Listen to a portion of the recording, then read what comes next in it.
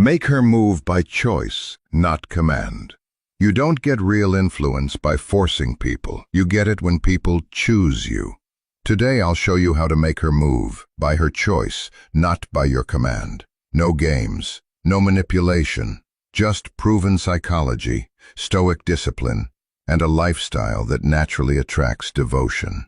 Think about the men you respect most, the ones people gravitate toward. They don't beg. They don't negotiate their value. They don't manipulate emotions or play power games. They simply exist at a frequency that others want to match.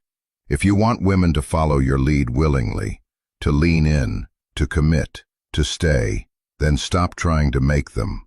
Become the kind of man they want to follow. The kind of man who creates such a powerful gravitational pull that choosing you feels like the most natural decision in the world. This isn't about control.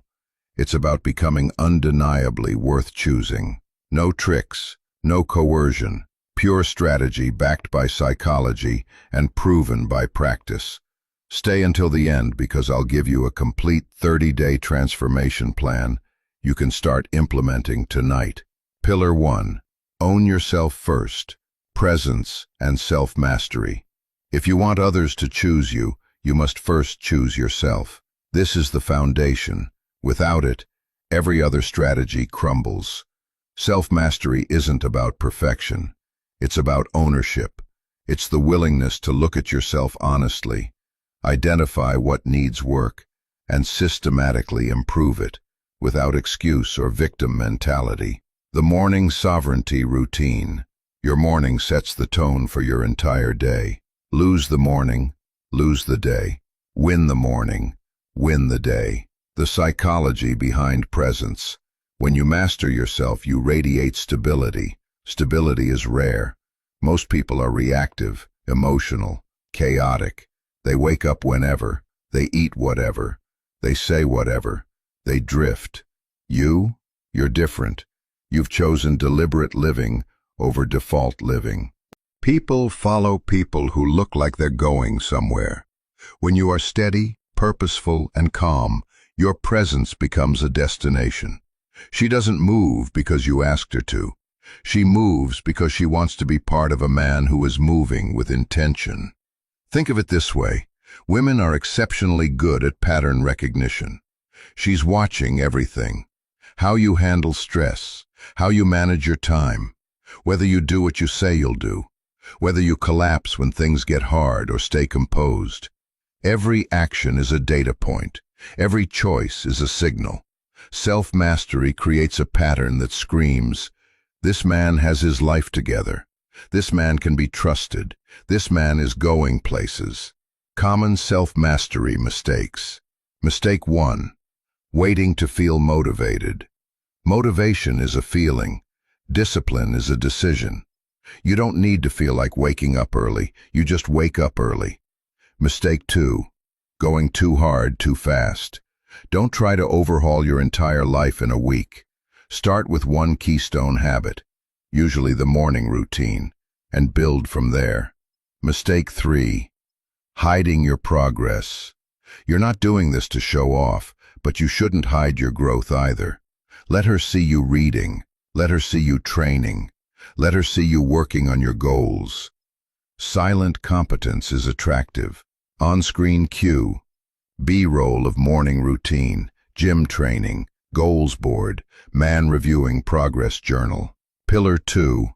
Become useful. Competence and craft. Attraction grows from competence.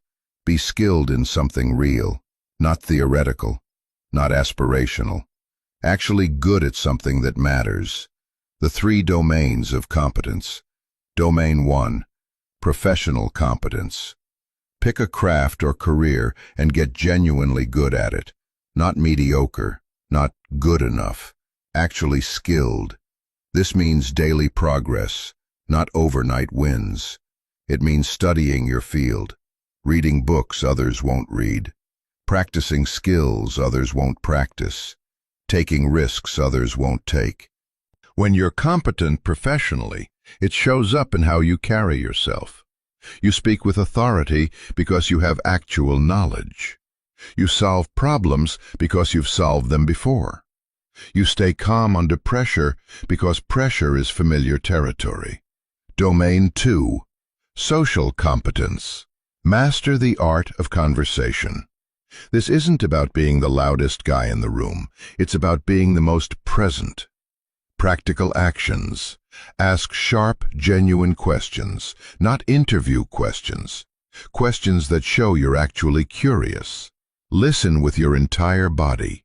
Eye contact, leaned in slightly, phone away, nodding at the right moments. Tell one real story, not rehearsed, not polished, just something true from your life that illustrates a point or creates connection. Social competence means people feel better after talking to you. They feel heard. They feel interesting. That's magnetic. Domain 3. Practical competence. Maintain basic life skills that demonstrate you're a functional adult. This includes money management, paying bills on time, saving consistently, living below your means. Home skills, basic cooking, cleaning, fixing things, maintaining your space. Social reliability, showing up when you say you will, keeping your word, following through. The signal versus the noise. Here's what doesn't work. Telling her you're successful, talking about your goals, explaining your vision, that's noise. Here's what does work. Showing up consistently, paying your bills on time, keeping your word, finishing what you start, that's a signal. Women don't need you to market yourself. They need you to demonstrate yourself. Competence is demonstrated through consistent action, not through confident speech. Why competence creates choice? Competence signals you can provide value and stability. A woman chooses a man who demonstrates he can build and protect a life, not one who merely declares he will.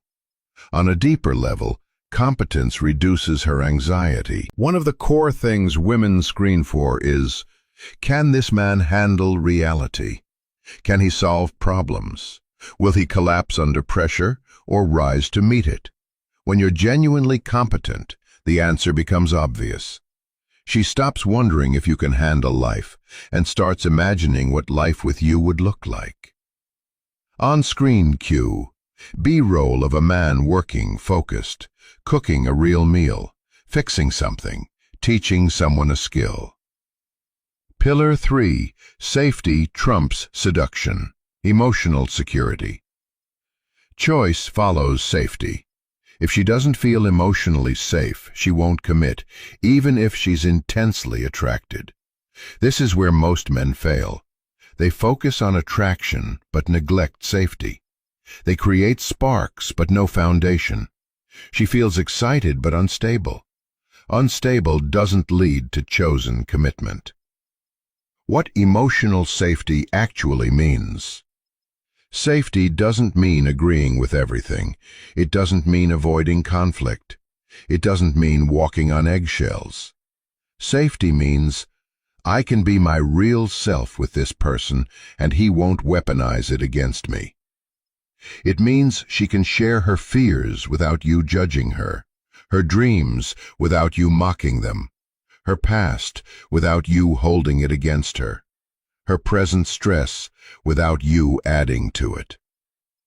How to build emotional safety. Practice 1. Reflective listening. This is a skill you can learn today and use forever. The technique: repeat her point in your own words before responding. Example: her, I'm worried about this job change. You, so you're feeling uncertain about whether this new role is the right move. Her, yes, exactly. You, what part worries you most? Notice what you didn't do.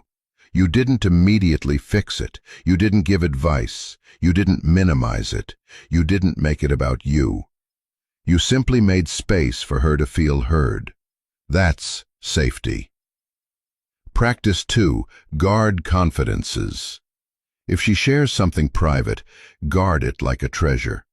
Never use her vulnerabilities against her in an argument. Never joke about her insecurities in front of others. Never share her secrets to gain social status. This sounds obvious, but watch how many men violate this. They get into a fight, and suddenly everything she's ever told them becomes ammunition.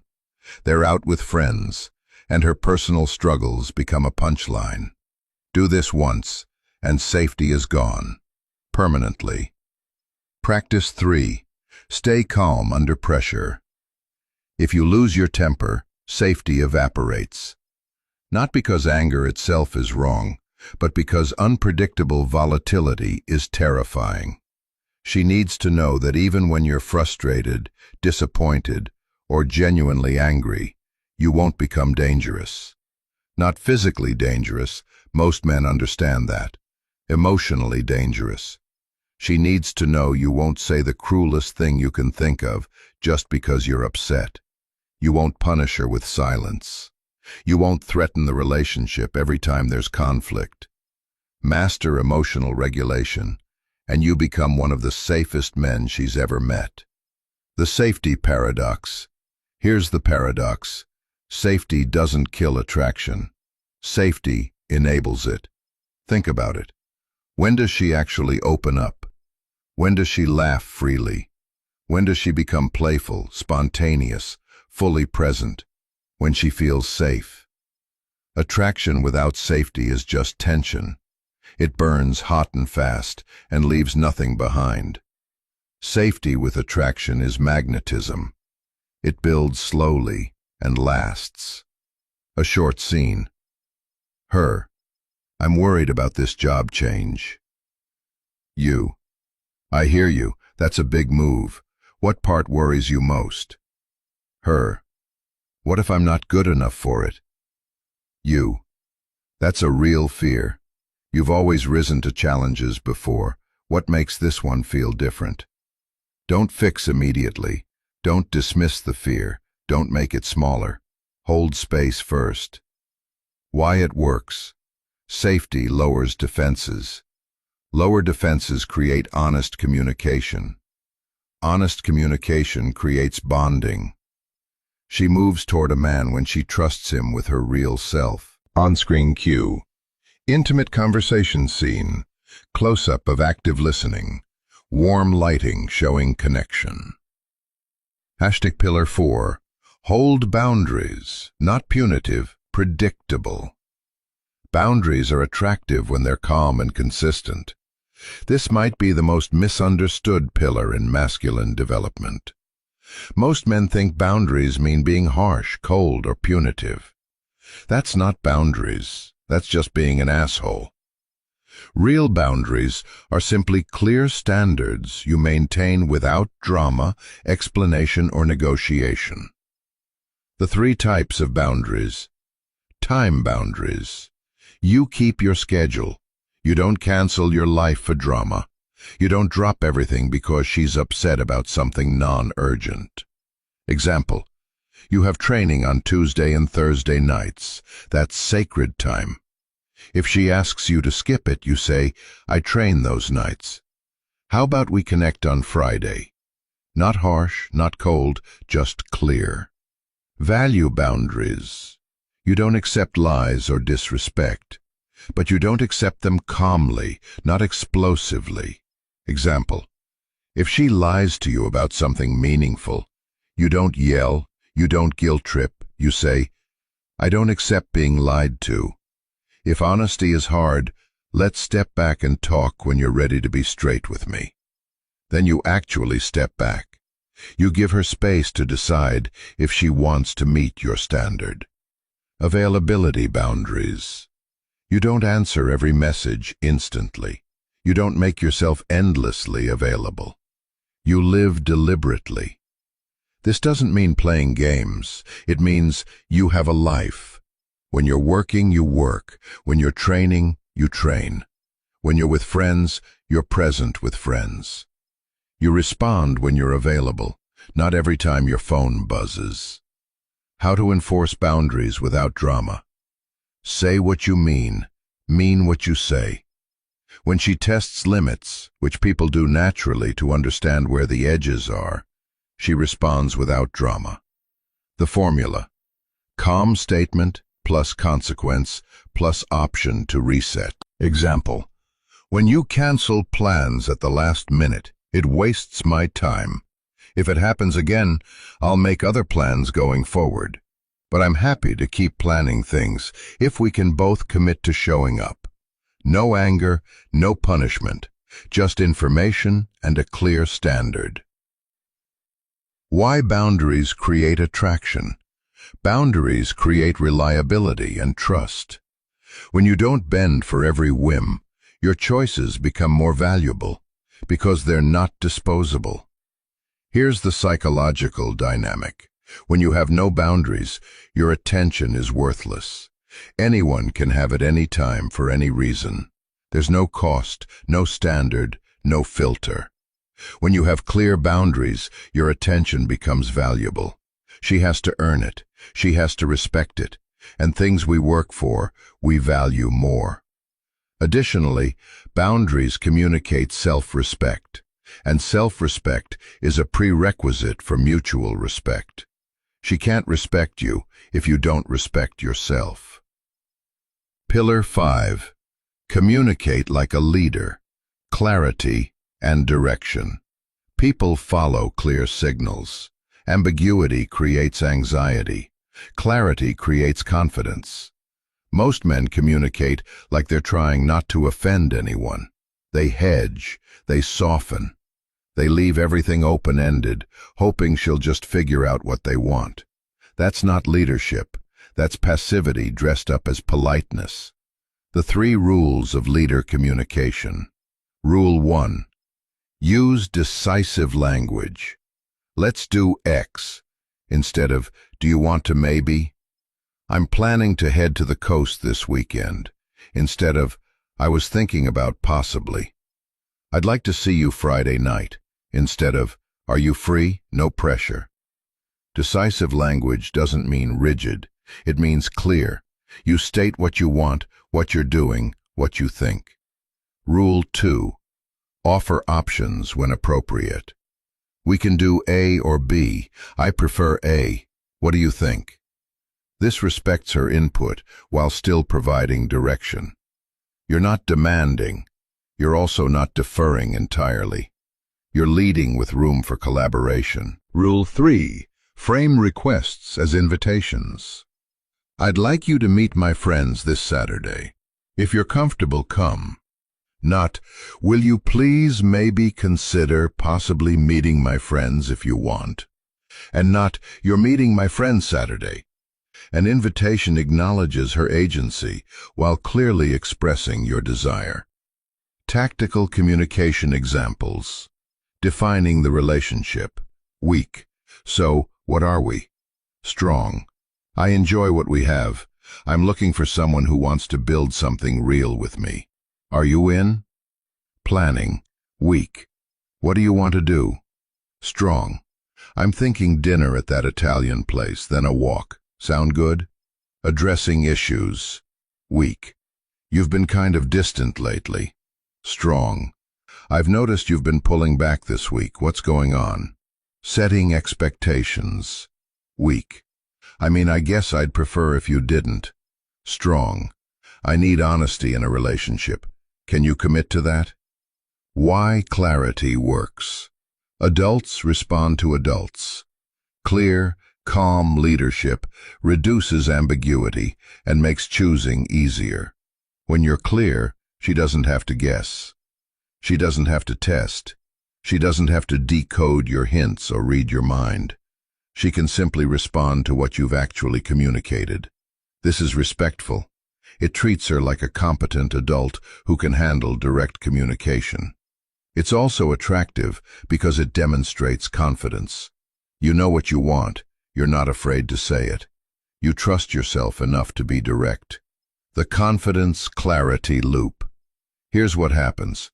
When you communicate clearly, people respond more positively.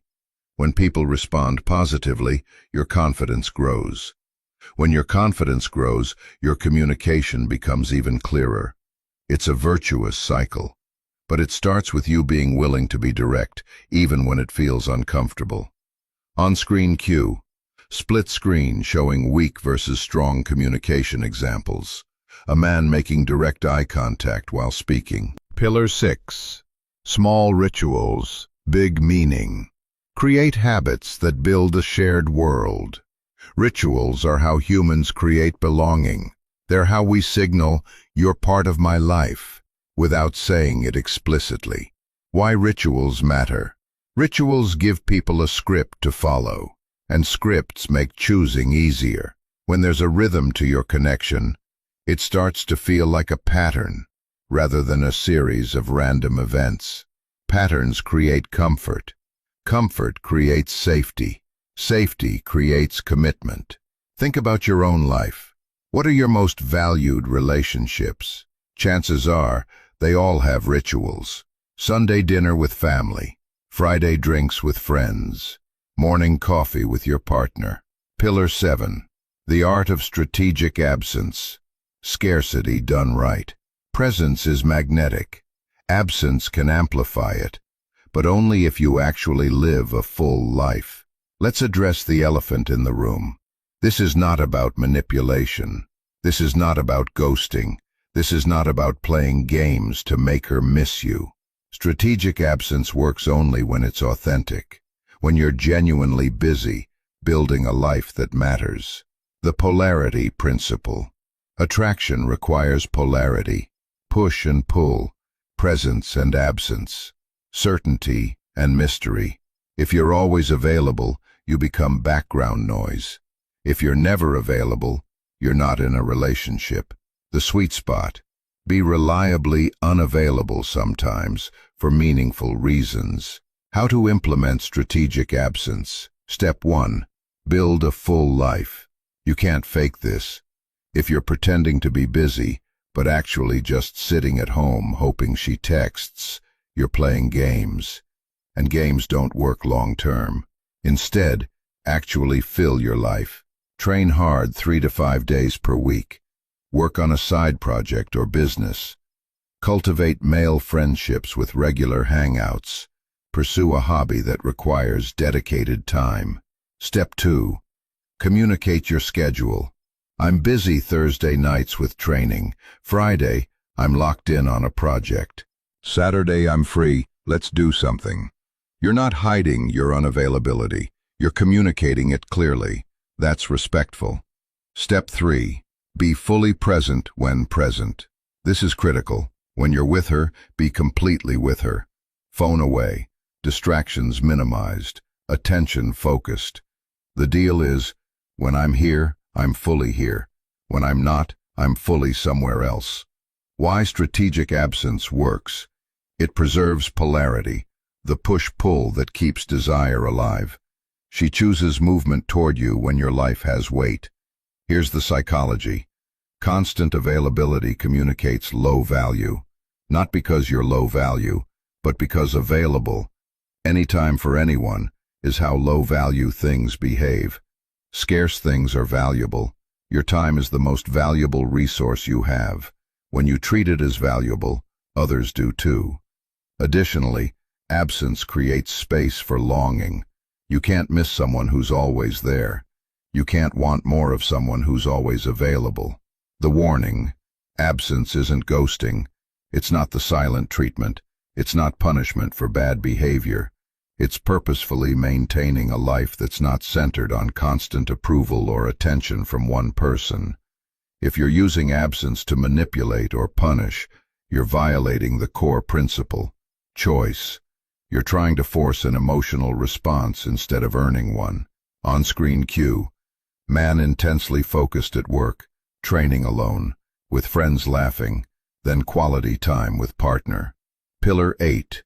Meaningful vulnerability, not weakness. Vulnerability builds intimacy, but be intentional. This is where modern masculinity advice gets confusing. You're told to be vulnerable, but also stay strong. You're told to open up, but also don't be needy. Here's the distinction. Vulnerability is about honesty. Weakness is about lack of composure. You can be honest about your struggles without collapsing. You can share your fears without dumping them on her to fix. You can be real without being a mess. What vulnerability actually looks like. Real vulnerability isn't crying on demand or sharing every insecurity. It's being honest about who you are and what you're working on. It's saying, I don't have it all figured out, but I'm committed to figuring it out. It's admitting when you're wrong, quickly and without excuse. It's asking for what you need without apologizing for needing it. It's showing her parts of yourself that aren't polished while still maintaining your center. Why vulnerability creates depth. Vulnerability, when framed by competence, signals maturity. She moves toward a man who can be real without collapsing. Perfect is intimidating and ultimately boring. Perfect is also fake. Everyone knows it's a performance. Real is magnetic. Real creates intimacy. Real allows her to be real back. When you show measured vulnerability, you give her permission to drop her guard too, and that's when real connection happens. Common vulnerability mistakes. Mistake 1. Emotional dumping. Using her as free therapy. Sharing every fear and insecurity, hoping she'll validate you. Mistake 2. Performative vulnerability. Sharing strategically to seem deep without actually being honest. Mistake 3. Collapsing. Sharing struggles while simultaneously falling apart and expecting her to hold you together. The balance. Share honestly, maintain composure, take action. On-screen cue. Intimate conversation with serious but composed expression. Journaling. Man working through difficulty calmly. Pillar 9. Create a shared narrative, vision, and values. People commit to stories. Give her a reason to imagine a future. This is the final pillar, because it only works if you've built the others. You can't create a compelling shared narrative if you don't have self-mastery, competence, safety, boundaries, communication, rituals, proper absence, or vulnerability. But when you have those in place, shared narrative is what transforms a relationship from we're dating to we're building something together. The power of story. Humans don't experience life as random events. We experience it as story. We remember it as story. We decide based on story. When you give a relationship a narrative, a sense of direction, shared values, and imagined future, you make commitment feel natural rather than forced. How to build a shared narrative. Step 1. Share your values early. Don't wait 6 months to mention what actually matters to you. Within the first few dates, communicate. Family, growth, integrity, those are non-negotiable for me. What matters most to you? This isn't an interview, it's a conversation, but it's an important one. When values align early, the relationship has a foundation. When they don't, you save both of you time. Step 2. Invite her into small future plans. I'm building X. I'd like your opinion when we hit this point. I'm planning to travel to Y next year. Ever thought about going there? I want to own property by 30. Are you someone who values that kind of stability? You're not proposing. You're not pressuring. You're just painting pictures of possible futures and seeing how she responds. Step 3. Build traditions together. Start small. A favorite restaurant becomes your spot. A specific hiking trail becomes your trail. A way you celebrate small wins becomes your thing. Over time, these small traditions create a shared identity. You're not just two people dating. You're us, with history, inside jokes, and patterns. Step 4. Create goals together. Later in the relationship, let's plan a trip together. Where should we go? I want to improve my Spanish this year. Want to learn with me? Let's save up and do something big together. Shared goals create shared investment.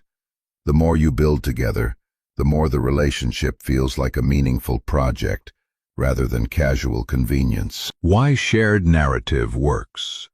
Choice is easier when there's a picture to step into. A shared narrative makes a relationship feel like a meaningful project, not a random convenience. Here's what happens psychologically.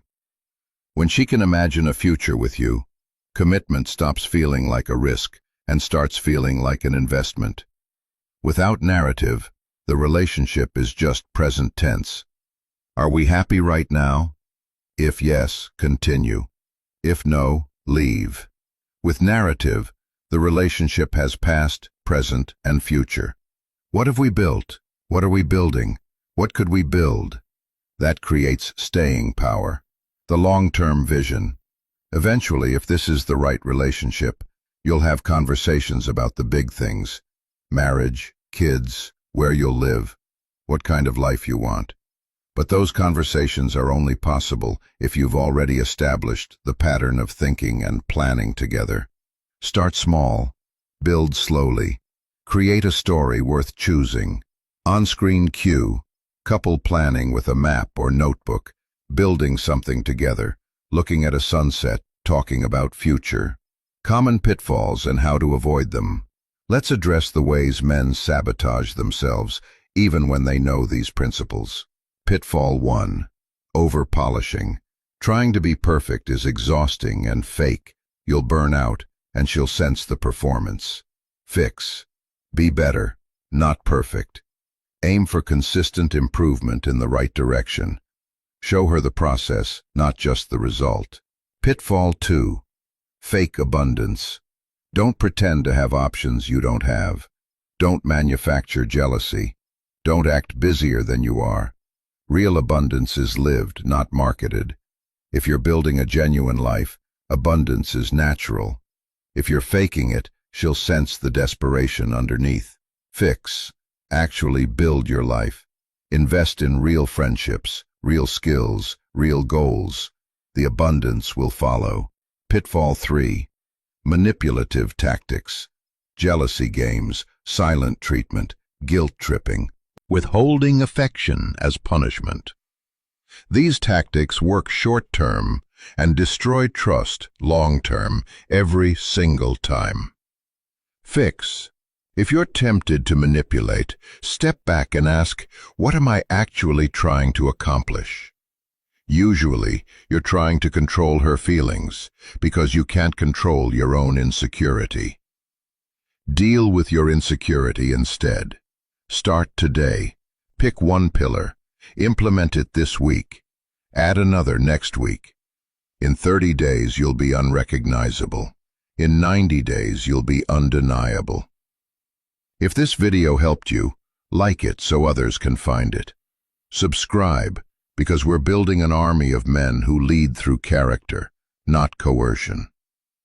Comment which pillar you'll start with. I read every comment and reply to as many as I can with direct feedback.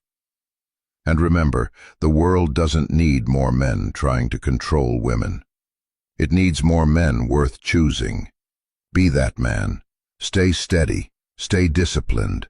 Stay a strong male figure.